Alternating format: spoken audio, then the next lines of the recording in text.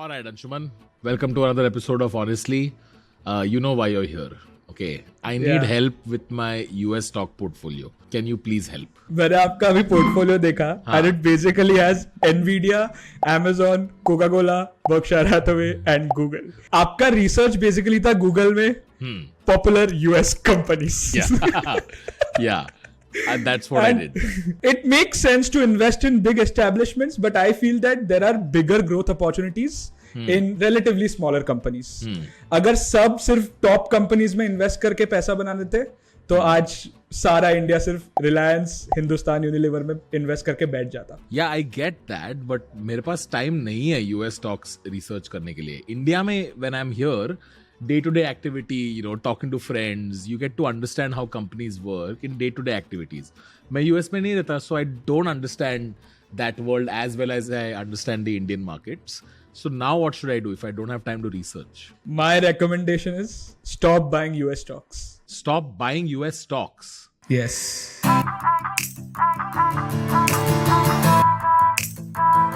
Okay, so you're saying that I should just stop investing in US stocks. Bro, this is like अगर मैं trainer के पास जाऊँ और बोलूँ मेरे को वजन कम करना है, he's like तू खाना ही खाना बंद कर दे. How is that helpful? रुको. I am asking you to stop picking US stocks directly because I have a better vehicle for you in mind. And not just you, I think this is the best for any retail investor who does not have the time and knowledge to, keep track of another market altogether. Okay. And the product is exchange traded funds. ETFs बहुत basic है. It's an investment vehicle that offers diversified exposure to a particular area of the market. बहुत अलग-अलग type के होते हैं. It can invest in stocks, equity ETFs, bonds, commodities, currencies. So on one level, both mutual funds and ETFs do the same thing.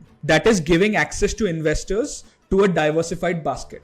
But the main difference here is that ETFs are exchange traded, which means you can buy and sell them intraday like any other stock because they are traded on the stock exchange. Basically बहुत ज़्यादा liquidity है. 10.5 को खरीदा, नहीं अच्छा लगा, 10.40 को बेच दिया. वही सारी चीजें म्यूचुअल फंड में पॉसिबल नहीं है because your orders are only settled at the end of the trading day. तो ETFs is a basket of either different stocks or bonds or currencies or commodities. एक ETF में अलग-अलग चीजें होती है और आप वो डायरेक्टली एक्सचेंज पे खरीद सकते हो और बेच सकते हो. जबकि म्यूचुअल फंड में आप पैसे डालते हो और म्यूचुअल फंड मैनेजर उसे डिप्लॉय करता है अलग-अलग चीजें खरीदने में और जब आप सेटल करते हो तो उसके लिए 2-3 दिन लगते हैं. But the most popular type of ETFs are the ones that track an index. And generally in developed countries like US, ETFs is the most popular vehicle for a retail investor. India में भी ETFs है. I've seen जब मैं kite पे ऐसे Nippon Nifty 50 ऐसे type के ETFs होते हैं which are like ETFs that track Nifty. Right? Then there are, just Bank Nifty, which is ETFs for just the banking stocks. अब ये समझते कि ये ETFs बनता कैसे है, ठीक है? तो मान लो एक ड्राई फ्रूट शॉप है जिसमें अलग अलग ड्राई फ्रूट्स मिलेंगे. आपको काजू मिलेगा, आपको आलमंड्स मिलेगा, आपको रेजिन्स मिलेगा और आपको वॉलनट भी मिलेगा. और आपको इन सारे ड्राई फ्रूट्स का अलग अलग पैक भी मिलेगा.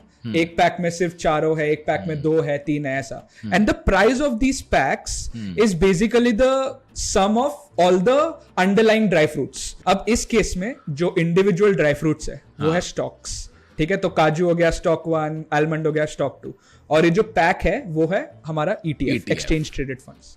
ओके, और ये जो मार्केट है जहां पे हम ये खरीद रहे हैं, that's our broker. Now you are an investor and you want to buy 2 packets of dry fruits. तो इस शॉप ओनर के पास 2 पैकेट है, उसने आपको इजीली जो भी प्राइस है इनके अंडरलाइंग ड्राई फ्रूट्स का उस प्राइस के हिसाब से आपको पैकेट बेच दिया, आपने ले लिया. हो गया, ऑर्डर सेटल्ड. बट मान लो अब आपके घर में कोई शादी है और अब आपको 1000 ड्राई फ्रूट के पैकेट्स चाहिए. तो अब दुकान वाले के पास तो 1000 ड्राई फ्रूट्स के पैकेट्स नहीं है, तो बाकी ड्राई फ्रूट मार्केट में भी देखेगा किसी के पास ड्राई फ्रूट पैकेट्स है कि नहीं, बट किसी के पास नहीं है. अब बिकॉज इस पैकेट का डिमांड बहुत ज्यादा बढ़ गया है और इतने पैकेट है नहीं, तो इन पैकेट्स का प्राइस बढ़ जाएगा. लेकिन काजू का प्राइस वही है, आलमंड का प्राइस वही है, रेजिन्स का भी प्राइस वही है. मतलब ये बहुत इनएफिशिएंट है. कोई पैकेट्स प्रेफर ही नहीं करेगा, सब इंडिविजुअली खरीदने जाएंगे.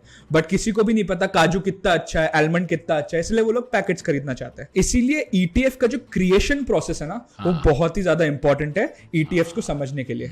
अब ये ETF क्रिएशन प्रोसेस है. अब बिकॉज आपने 1000 पैकेट्स डिमांड किया है, ठीक है, और मार्केट में 1000 पैकेट्स है ही नहीं, तो इस हाई डिमांड की वजह से suddenly in dry fruit packets के प्राइस बढ़ जाते हैं. अंदर जो काजू है, वॉलनट है, रेजिन्स है, उसका प्राइस आज तक सेम ही है, बट उस पैकेट का प्राइस बढ़ गया बिकॉज मार्केट में इतने पैकेट्स है ही नहीं। तो अब एक स्मार्ट बंदा आता है, उसको ये दिखता है कि जो अंदर का जो माल है उसका प्राइस 1500 है, बट उसको पैकेट करके अगर मैंने बेचा तो मेरे को फ्री के 300 रुपए मिल जाएंगे। तो वो ड्राई फ्रूट मार्केट जाता है, स्टॉक मार्केट जाता है, वो सब काजू बादाम वगैरह सब लेता है, फिर वो एक पैकर के पास जाता है, ओके, जैसे निपॉन, और वो बोलता है सुन इसको पैकेज कर ETF बना, ठीक है, और मैं इसको जाके बेचता हूँ एज दिस पैकेट। तो ये मिडिलमैन कौन होते हैं? ऑथोराइज्ड पार्टिसिपेंट्स बोलते हैं। बेसिकली ये बड़े बड़े बैंक्स होते हैं। सो अमेरिका में गोल्डमैन सैक्स हो गया, बैंक ऑफ अमेरिका हो गया, यही ऑपरेट करते हैं, और ये कॉन्स्टेंटली ये आर्बिट्राज अपॉर्चुनिटीज का फायदा उठा के ये इंश्योर करते हैं ETFs और जो अंडरलाइंग सिक्योरिटीज का जो प्राइस है वो क्लोज टू क्लोज रहे। बिकॉज अगर बहुत ज्यादा डिफरेंस होगा तो देन पीपल वोंट प्रेफर कि सुन ये क्या कर रहा है तू, मेरे को पता है काजू का भाव इतना है, तो तू पैकेज करके तू इतना क्यों मार्कअप ले रहा है। By the way guys, this word arbitrage जो अंशुमन ने बताया ना, उसका मैं मतलब समझाता हूँ। Arbitrage is finding the difference in price where you can make this profit, right?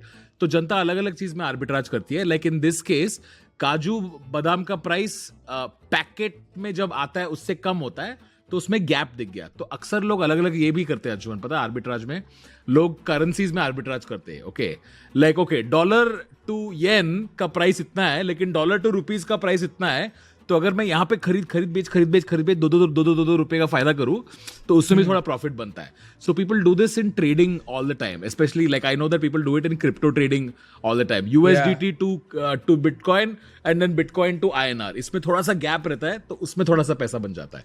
So this is called arbitrage. Arbitrage is risk free return. अगर NSE में कभी रिलायंस 1000 रुपए में बिक रहा है और BSE में 1002 रुपए में बिक रहा है, ठीक है, तो मैं NSE में 1000 में खरीद के BSE में 1002 में बेच सकता हूं, and essentially I am taking no risk, but मुझे रिटर्न मिल रहा है। Because of this process there is enough liquidity of ETFs in the market. अब जो रिडेम्पशन प्रोसेस है वो उल्टा है, ठीक है। अब मान लो बहुत सारे लोग अचानक मार्केट में ETFs बेच रहे हैं, उन ETFs का प्राइस 1200 हो जाएगा, जबकि जो सिक्योरिटीज है अंदर उनका प्राइस अभी 1500 है।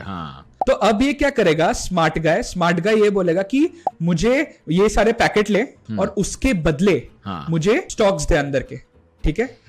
और फिर जो स्टॉक्स मिलते हैं वो जैसे स्टॉक मार्केट में बेचेगा, अचानक बहुत सारे लोग स्टॉक्स बेचने लग गए, जिसकी वजह से स्टॉक्स की प्राइस भी गिरने लगी और स्टॉक की प्राइस गिरने लगेगी, तो पैकेट और स्टॉक्स का प्राइस मोर और लेस सिमिलर होते जाएगा। अब नेक्स्ट है, what is the difference between an ETF and a mutual fund which is tracking the index, because essentially their job is the same, right? अगर कोई Nifty index fund हुआ और कोई निफ्टी ETF हुआ, they just have to buy the underlying stocks of Nifty 50 और जो proportion में उसी प्रपोर्शन में उसमें उनको मेंटेन करना है। बट उसके बाद भी थोड़े बहुत डिफरेंस है ETFs और इंडेक्स फंड्स में। The first difference is costs.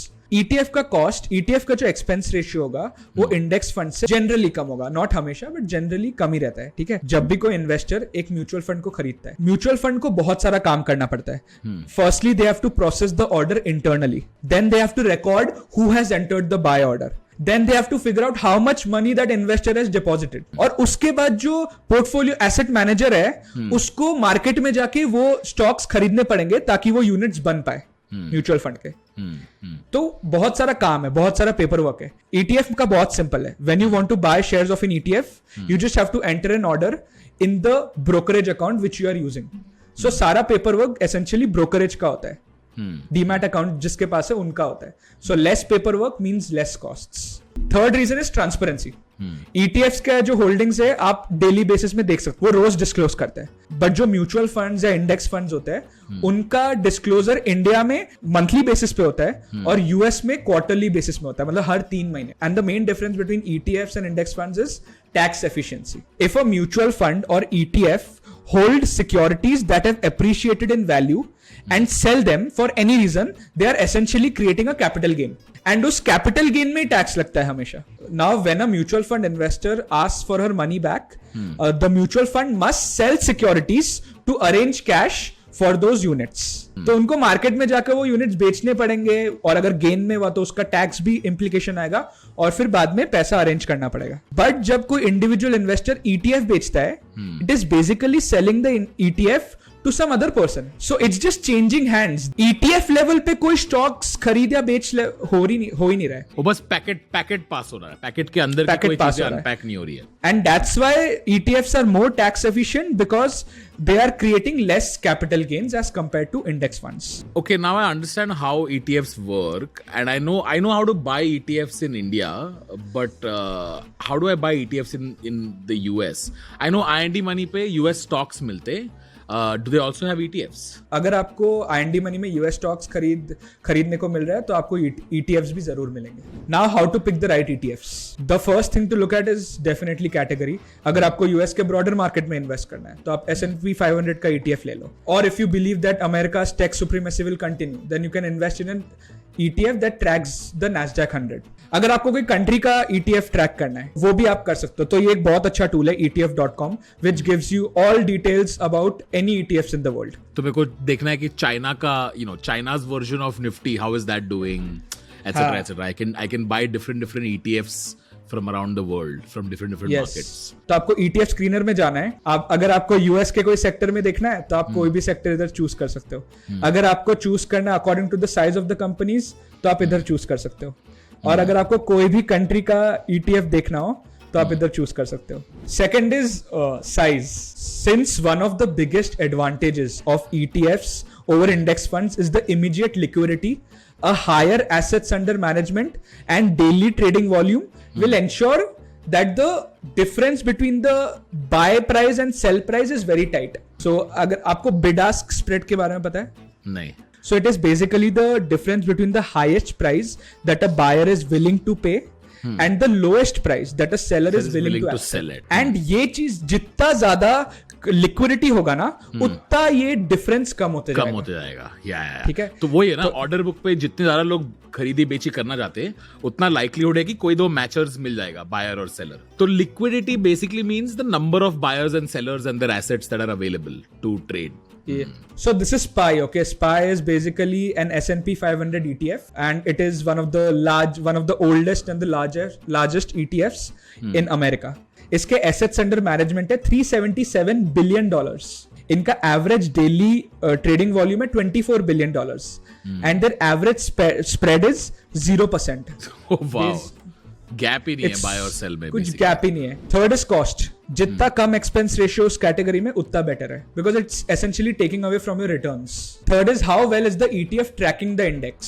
सो अगर हम कोई S&P 500 या डाउ जोन्स ETF में इन्वेस्ट कर रहे हैं we basically expect that the ETF will give identical returns to the index. But ऐसा नहीं होता है. एक्सपेंस रेशियो हो गया और थोड़े बहुत रीजंस की वजह से देयर इज अ डिफरेंस. कभी गैप होता है.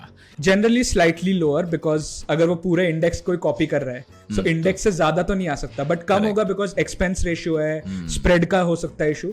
सो the tracking difference should be lower in the category. Okay, तो मैं समझ गया ETFs क्या है and the advantages, but I don't want to do this because तू मेरा दोस्त है तो तू ही पिक करना स्टॉक्स मेरे लिए. अभी हमने कॉफी कैन डिस्कस किया, अब तो बोल रहा है कि वो नहीं करना है. Like we should, why can't we just pick stocks? मैं जनरली US स्टॉक्स में इन्वेस्ट नहीं करता. I avoid them. Why? मेरे को एक छोटा सा अमाउंट ओवरसीज मार्केट में इन्वेस्ट करना है, ठीक है, बट बहुत सारे कॉस्ट्स है. मतलब US अकाउंट में पैसे डालने का कॉस्ट है, एक्सचेंज रेट होगा उसमें भी 2-3% का चार्ज रहेगा, फिर बाद में मेंटेन करना पड़ेगा. तो ये सब कॉस्ट को मिला के कुछ 1000 से 1500 रुपए तो लगने ही है every time I deposit my money. और अगर मैं सिर्फ 20,000 रुपए इन्वेस्ट कर रहा हूँ जिसमें से 1500 रुपए या 1000 रुपए पहले ही कट हो रहे हैं, that's a very big amount going away as an entry load. And that's essentially taking away from my returns. But IND Money has recently come up with a super savings feature. It's a 2-in-1 super saver account plus it's a US stocks account, okay, which has 0 account opening fee. Okay. There is no minimum account balance requirement, and the main thing here is that you can transfer money to your US stocks account for free, and that was the major cost back in the day. तो वो charge वार्ज हट गया है जो 1000-1500 charge वार्ज हट जाएगा. तो अभी अगर मैं 20,000 रुपए अपने US स्टॉक्स अकाउंट में डालूं तो मेरे को 20,000 रुपए के US स्टॉक्स खरीदने को मिलेंगे. बस थोड़ा बहुत एक्सचेंज रेट का डिफरेंस होगा, उसके बदले मेरे को पूरा अमाउंट US स्टॉक्स में डालने को मिलेगा. And because you can also buy fractional shares, I think I will now start investing in the US stocks market. But अभी मुझे 6-8 महीने लगेंगे. मैं US स्टॉक्स के बारे में रिसर्च करूंगा, अपना एक पोर्टफोलियो बना दूंगा, उसके बाद मैं आपका भी US स्टॉक्स का पोर्टफोलियो रेडी रखूंगा. तू कर ले रिसर्च, फिर मेरे लिए भी एक पोर्टफोलियो बना, पर मैं तेरे को इस पे कमीशन नहीं दे रहा हूँ. सो ये चीज आपको बोलनी पड़ी. जस्ट क्लैरिफाइंग अगेन कि मैं कोई एक्सपेंस रेशियो खर्चा नहीं कर रहा हूँ तेरे ऊपर, ठीक है? Okay, so tell me some sexy US stocks that are coming up that you think I should consider. IPO कोई आ रहा है क्या? Something that we can apply to. Robinhood and Duolingo. Robinhood IPO is coming up. Ooh, Yeah. Nice. Robinhood तो फटेगा यार. Robinhood तो everyone uses there. So we can apply for an IPO from here for Robinhood. Yeah. I mean UK, you can apply. Will you apply on my behalf, please? I will. But वो OTP आएगा ना, वो OTP दबा देना. What are some other ETFs that I should consider? I'm thinking I am very bullish on US tech. Are there any tech ETFs that I think you can recommend? There's QQQ. It's the most popular ETF that tracks Nasdaq 100. और S&P 500 के लिए SPY is the best ETF. It has the highest AUM, trading volume भी सही है, expense ratio भी कम है. Okay, cool. So basically अब मैं जो US stocks में invest करने वाला हूँ, उसको if I buy ETFs, I can expect roughly similar returns to what the overall US market is doing. अगर मैं S&P 500 लेता हूँ, so I can expect that. So when I allocate this money, mentally I can expect कि अच्छा US market पिछले 10 सालों में X% से बढ़ा है, so I can expect this money also to grow at that rate. Cool, awesome. True. This makes life a little more simple. Thank you very much, Anshuman, for coming in and giving me more finance gyan. You can follow Anshuman on Instagram and get his blessings there. Check out the link in the description. And of course, you can check out I&D Money. It's the link in the pinned comment. Do check it out. And we are now also available on Spotify as an audio-only podcast. जाके एक बार follow कर दो वहाँ पे यार कि we can get up the podcast rankings chart. And before we go, please hit the like button for Anshuman's beautiful finance face. Just look at it. एकदम शादी वाला शक्ल लेके आया अंशुमन. एक बार कमेंट छोड़ दो, अंशुमन तेरे लिए रिश्ता ढूंढ रहा हूं मैं. एक बार लिख दो. उसी बात पे अगले एपिसोड में मिलते हैं. Bye guys.